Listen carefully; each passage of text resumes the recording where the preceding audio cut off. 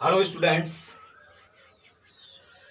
आज के इस लेक्चर में हम बात करने वाले हैं कुछ महत्वपूर्ण डेरिवेशंस की जो बोर्ड की दृष्टि से काफ़ी इम्पोर्टेंट हैं और बोर्ड ने पिछले ईयर्स के एग्जाम्स में पूछा है। ओके, तो सबसे पहले हमारा टॉपिक है इस विषय में गोलीय दर्पण की फोकस दूरी एफ व वक्रता त्रिज्या आर में संबंध को पढ़ते हैं। ठीक है, लेकिन स्टूडेंट सबसे पहले बात समझने की, इस चीज को समझने से पहले या कुछ इसे तो समझेंगे ही हम, ठीक है, लेकिन उससे पहले कुछ और दो बात मैं आपको छोटी छोटी बताना चाहता हूं। जैसे आपको पता है कि वक्रता त्रिज्या को आर से रिप्रेजेंट करते हैं, वक्रता त्रिज्या को कैपिटल आर से, फोकस दूरी को स्मॉल एफ से रिप्रेजेंट किया। उसी तरीके से जब हम ध्रुव से बिंब की दूरी, बिंब माने वस्तु की दूरी को जब हम देखेंगे तो इसको रिप्रेजेंट करते हैं हम यू से। किससे रिप्रेजेंट करते हैं? यू से रिप्रेजेंट करते हैं। ठीक है, और इसी तरीके से प्रतिबिंब जो है, प्रतिबिंब की दूरी को हम वी से रिप्रेजेंट करते हैं। किस रिप्रेजेंट करते हैं? वी से। ठीक, तो ये पॉइंट आप याद रखोगे कि वक्रता त्रिज्या कैपिटल आर है, फोकस दूरी एफ है, बिंब या वस्तु की जो दूरी है यू है, प्रतिबिंब की दूरी को क्या लेंगे? वी लेंगे। ठीक है, चलिए तो हम बात करते हैं इस टॉपिक की। माध्यमिक शिक्षा बोर्ड 2017 के अंदर पूछा गया था ये क्वेश्चन कि गोलीय दर्पण की फोकस दूरी व वक्रता त्रिज्या में संबंध स्थापित कीजिए, इस तरीके से। ठीक, तो सबसे पहले हम इस संबंध को समझने से पहले तो ध्यान दीजिएगा, जैसे हमारे पास ये एक कोई गोलीय दर्पण है। ठीक है, इस गोलीय दर्पण का ये हो जाता है बच्चों ध्रुव। क्या हो जाता है? ध्रुव। और मान ले कि इसका वक्रता केंद्र कहीं यहां है, तो दर्पण के ध्रुव और वक्रता केंद्र को मिलाने वाली रेखा कहलाएगी आपकी बच्चों मुख्य अक्ष कहलाएगी। ठीक है, तो ये हो गया मुख्य अक्ष। That's clear. चलिए, अब मान लो कि कोई प्रकाशिक किरण इस तरीके से इस दर्पण पर आपतित होती है। इस बिंदु को नाम दे दिया जैसे मैंने ए। तो जब कोई प्रकाशिक किरण दर्पण पर मुख्य अक्ष के समांतर आपतित होती है तो वह दर्पण से टकराने के पश्चात कहां से होकर के गुजरती है? फोकस बिंदु से होकर के गुजरती है। तो ध्यान रखेंगे ये किससे होकर के गुजरती है? इस तरीके से फोकस बिंदु से। तो यहां हो गया आपका फोकस बिंदु। ठीक है, तो यहां देखिए आप, ये हो जाएगी आपकी परावर्तित किरण। तो ये दर्पण है, हम पढ़ रहे हैं, ध्यान दीजिए, गोलीय दर्पण की फोकस दूरी है व वक्रता त्रिज्या में संबंध ज्ञात करने के लिए हमने एक दर्पण ले लिया जिसका द्वारक मान लिया हमने ये M1 M2 द्वारक है, इसका ध्रुव P है, वक्रता केंद्र C है और जो फोकस दूरी है वो F है। फोकस दूरी क्या है बच्चों? F। ठीक है, अब प्रकाशिक किरण जैसे ही इस दर्पण पर आपतित होती है तो वह दर्पण से, अब ये मुख्य अक्ष के समांतर आपतित हो रही है, तो दर्पण से टकराने के पश्चात किससे गुजरती है? फोकस बिंदु से होकर के गुजरती है। तब इस स्थिति में जो ये CA रेखा है, जो CA लाइन है, ये क्या है? अभिलंब की भांति व्यवहार करती है। किसकी तरह कार्य करेगी? अभिलंब की तरह। तो एक तरीके से CA अभिलंब हो गया। तो आप देख रहे हो कि ये अभिलंब है तो ये आपतित किरण है। तो आपतित किरण अभिलंब के साथ मान लेते हैं हम कि कोई कोण थीटा बना रही है। क्या बना रही है? थीटा। ठीक, तो ये कोण जब थीटा है तो अब आप देखिए इधर ध्यान से, ये वाली लाइन इस तरीके से जा रही है, तो इसका मतलब हमारे पास जेड आकृति जैसे एंगल, ये जेड शेप में जो एंगल फाइंड होते हैं, ठीक है, ये जेड आकृति वाले जो कोण है इनको कहते हैं बच्चों एकांतर कोण। क्या कहते हैं? एकांतर कोण। तो ये कोण थीटा है और ये भी कोण क्या हो जाएगा? फिर थीटा हो जाएगा। ठीक है, अब आप जानते हो परावर्तन के नियम से कि परावर्तन का दूसरा नियम क्या कहता है कि आपतन कोण बराबर क्या होता है? परावर्तन कोण। तो देखिए यहां से ये किरण आपतित हुई, अभिलंब के साथ थीटा कोण है, तो इसी अभिलंब के साथ ये परावर्तित जो किरण होगी ये भी कितने डिग्री का एंगल बनाएगी? थीटा डिग्री का एंगल बनाएगी। कि कोण क्या हो गया आपका? थीटा हो गया। ठीक है, अब आप इस पर ध्यान दीजिए, इधर ये देखिए, ये भी एक जेड आकृति की शेप बन रही है इस तरीके से। तो ये थीटा थीटा, तो ये एंगल क्या हो जाएगा बच्चों? 2 थीटा हो जाएगा। क्या हो जाएगा? 2 थीटा हो जाएगा। ठीक, सी से पी तक की जो दूरी है, सी से पी तक की दूरी मतलब वक्रता केंद्र से ध्रुव तक की दूरी, इस दूरी को कहते हैं वक्रता त्रिज्या। इस दूरी को क्या कहते हैं? वक्रता त्रिज्या कहते हैं। और ध्रुव से और फोकस बिंदु तक के मध्य की जो दूरी होती है वो होती है बच्चों फोकस दूरी। क्या होती है? फोकस दूरी। ठीक है, तो ये एफ है और ये आर है। तो आप देख रहे हो कि इस तरीके से आर और एफ में संबंध ज्ञात करने के लिए मैं क्या करता हूं, पॉइंट ए से जो दर्पण का यहां जहां रे क्या हो रही है, टकरा रही है, किरण आपतित किरण टकरा रही है, वहां से मैं एक परपेंडिकुलर मुख्य अक्ष पर डाल देता हूं।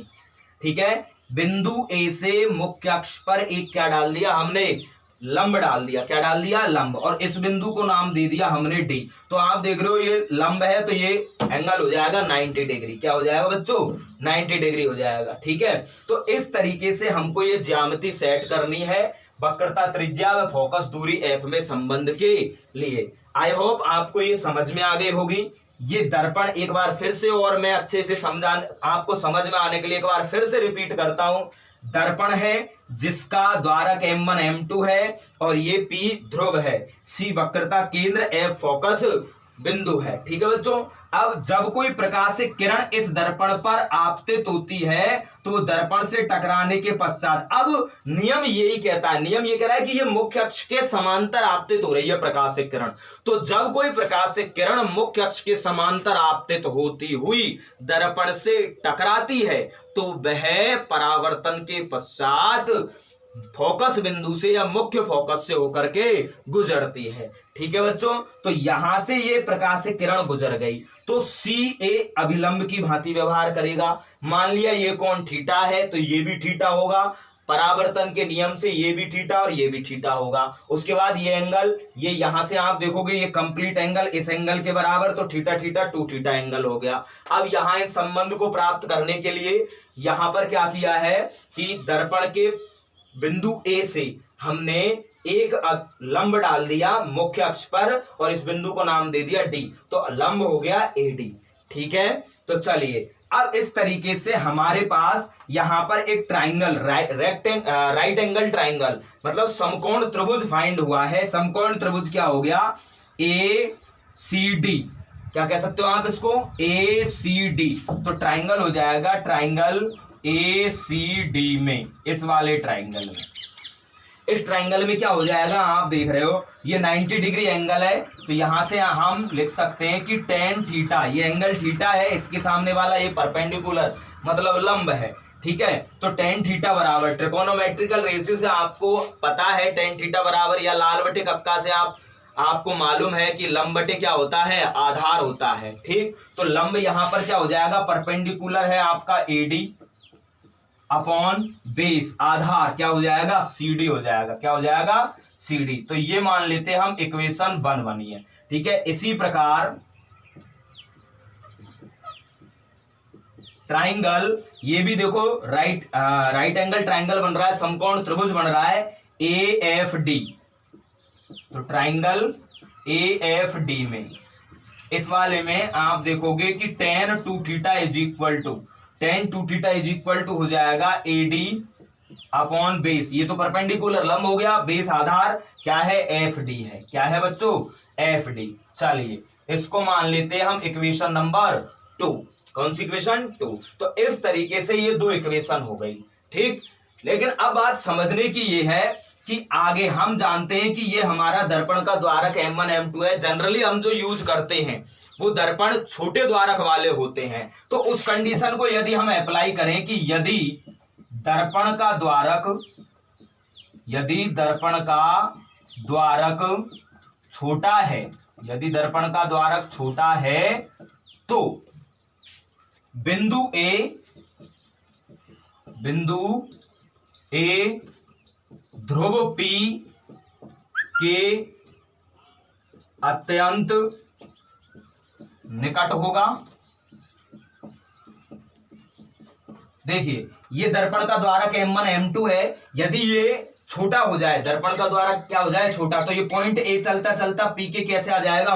बिल्कुल समीप आ जाएगा। तो यदि दर्पण का द्वारक छोटा है तो बिंदु ए ध्रुव पी के अत्यंत निकट होगा एवं कोण अल्प होंगे, एवं कोण कैसे होंगे, अल्प होंगे, बहुत ही कम होंगे। देखना कैसे, कि जैसे मान लो ए बिंदु यहां आ गया तो ये बनने वाले एंगल, अब एंगल की जो वैल्यू है वो क्या हो जाएगी, बहुत कम हो जाएगी। कोण कम हो जाएंगे तो कोण कैसे हो जाएंगे, अल्प हो जाएंगे। तब आपका जो टेन थीटा है वो लगभग बराबर होगा थीटा के, और टेन टू थीटा लगभग बराबर होता है टू थीटा के हो जाएगा। ये तो मैथमेटिक्स प्रॉपर्टी है ट्रिगोनोमेट्री की, आपको अच्छे से आती होगी।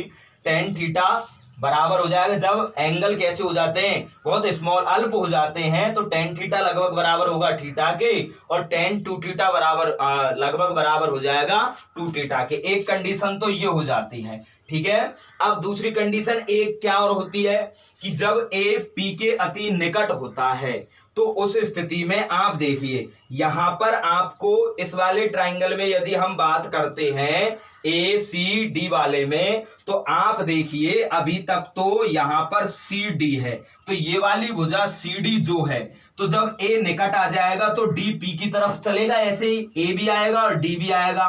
तो ये सी डी भुजा जो है वो अति निकट होने की स्थिति में है, अत्यंत, जब दर्पण का द्वारक छोटा है, ये ध्यान रखें।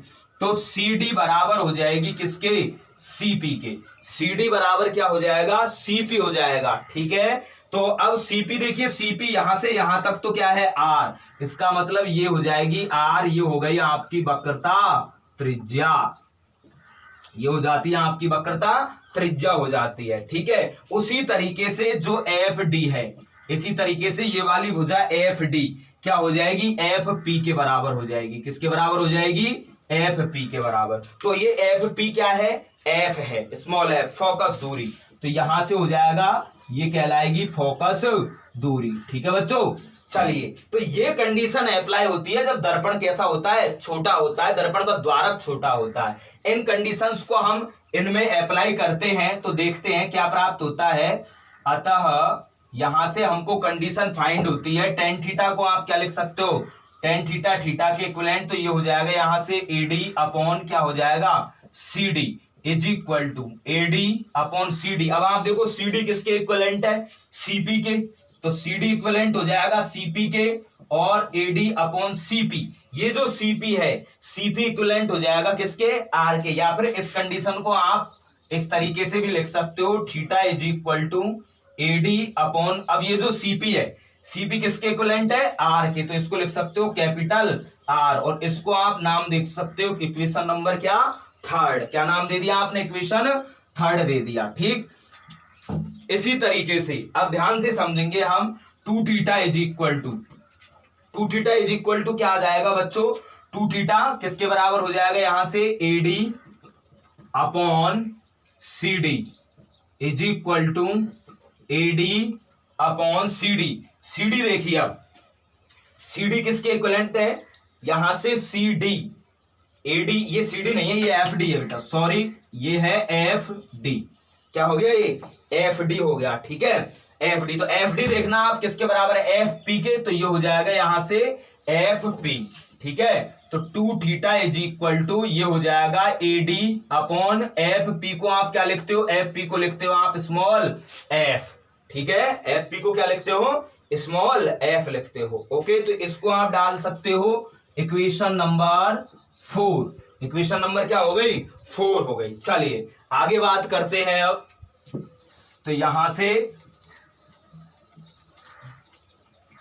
तो इक्वेशन 3 व इक्वेशन 4 से, समीकरण 3 व समीकरण 4 से, समीकरण 3 व 4 से देखो क्या लिख सकते हैं हम, कि theta upon two theta is equal to, theta की वैल्यू हो जाएगी AD upon capital R divided by two theta की वैल्यू है एडी अपॉन स्मॉल एफ। तो क्या हम इसको इस तरीके से लिख सकते हैं, is equal to AD upon capital R multiplied में, यदि आप डिवीजन को मल्टीप्लाइड में यदि चेंज करोगे तो एफ ऊपर चला जाएगा और नीचे रह जाएगा एडी।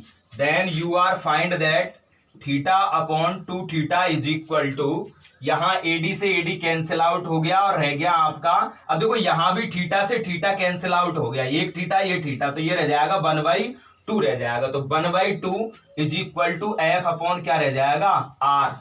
एफ अपॉन क्या रह जाएगा, आर। ठीक है, तो अब आप देखिए, अब यहां पर आपको क्या फाइंड होता है कि इसको क्रॉस मल्टीप्लाई करते हैं हम, तो आर बराबर मिलता है 2f। आर बराबर क्या मिलता है बच्चों, 2f मिल रहा है। तो ये ही संबंध है किसमें, फोकस दूरी व वक्रता त्रिज्या आर में। गोलीय दर्पण की फोकस दूरी f व वक्रता त्रिज्या कैपिटल आर में क्या संबंध आ गया, ये आर बराबर क्या होता है बच्चों, 2f होता है। ठीक है, मतलब गोलीय दर्पण की वक्रता त्रिज्या गोलीय दर्पण की फोकस दूरी की दुगनी होती है। ठीक है, आई होप आपको अच्छे से ये डेरिवेशन समझ में आया होगा।